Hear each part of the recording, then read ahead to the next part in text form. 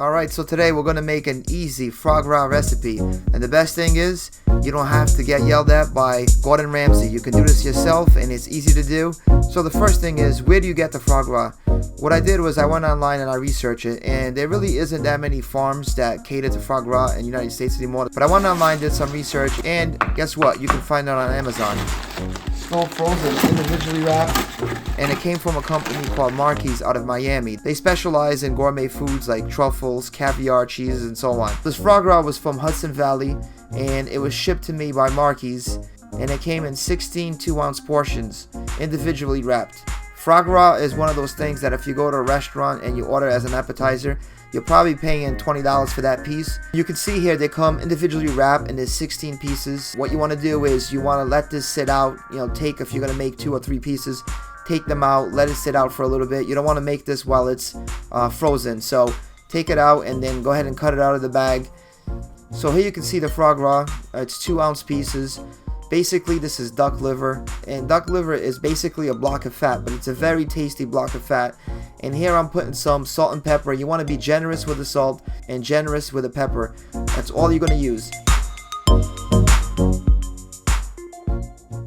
And before we start on the foie gras, we're going to make a little sauce, and the sauce that we're going to make here is just a jam reduction. And for the jam reduction, we're going to have jam. In this case, I'm using strawberry here. A little bit of butter and a little bit of either lemon or lime. Here I have lime. That's what I'm going to use to cut some of that richness and sweetness and to really bring out the flavor of the jam. So we're starting off with the butter. We'll go ahead and melt that butter like I'm doing here. Very simple to do. We'll go ahead and add to this your favorite jam, either strawberry like I'm using here or fig. You can also use blueberry. It really doesn't matter. So you want to go ahead and add that to the butter, mix it all in like this, and go ahead and give it a mix. Here I'm using about 2 or 3 tablespoons. Add your lemon or lime, give it a mix again, and basically you want to go ahead and let it come to a boil and then set the heat low and thicken it up a little bit. All you really want to do is just thicken that sauce up, that reduction. Once you have that sauce, go ahead and set it aside.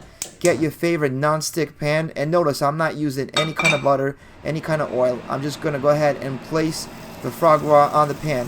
Now the thing is, with this pan, you want to make sure that the pan is hot but not too hot where it's going to burn the foie gras.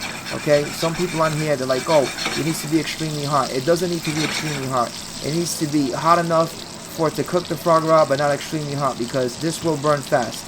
And here you see I'm scooping some of that foie gras fat over the foie gras itself to give it extra flavor. And when we cook this, it's going to be about a minute on each side. This is a 2-ounce piece. A minute and 5 seconds and each side, and we're going to go ahead and turn it. So after about a minute, we'll go ahead and turn that, and that's what I'm doing here. Again, all that's in here that I'm using for the ingredients is just the foie gras itself, a little bit of pepper, and salt.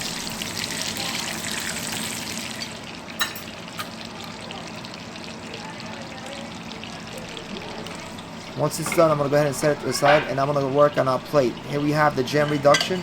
So I put a little bit of the jam on a plate, make it look nice.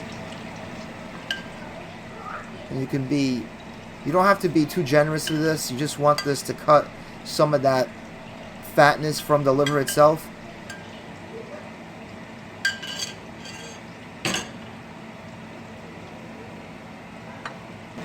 I'm going to go ahead and place my foie gras on the plate.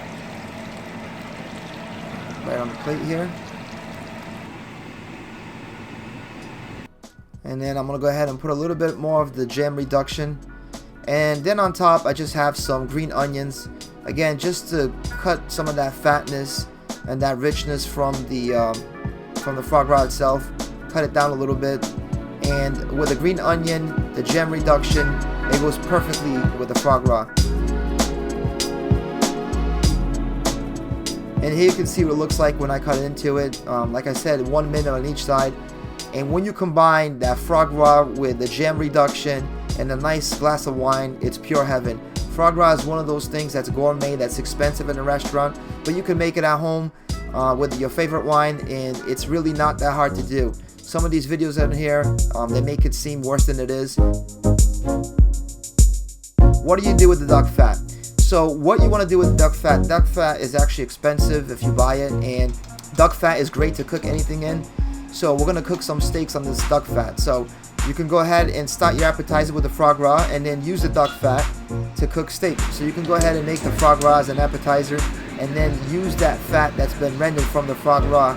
Use that fat to make steaks or chicken or whatever you have. So in this case, we're going to make some steaks. So here I have some inexpensive steaks, and I'm going to go ahead and season those with salt and pepper. That's all I'm going to do for now, and that's going to go right into that hot duck fat that we rendered off from the liver. And this is easy to do. The foie gras takes very little time to do, and cooking some steaks on the duck fat is really easy and simple to do as well. And this really is a great way to use the fat from that duck, from that liver. So these are some inexpensive steaks. I did go ahead and put them on parchment paper, and with a little meat hammer, just went ahead and tenderized them just by tapping on them slightly, so breaking up some of the fibers. And that's what we did with a cheap cut of meat, such as this steak. You can go ahead and just beat it up with a little hammer first, and then that's going to break up the fibers and make that meat more tender.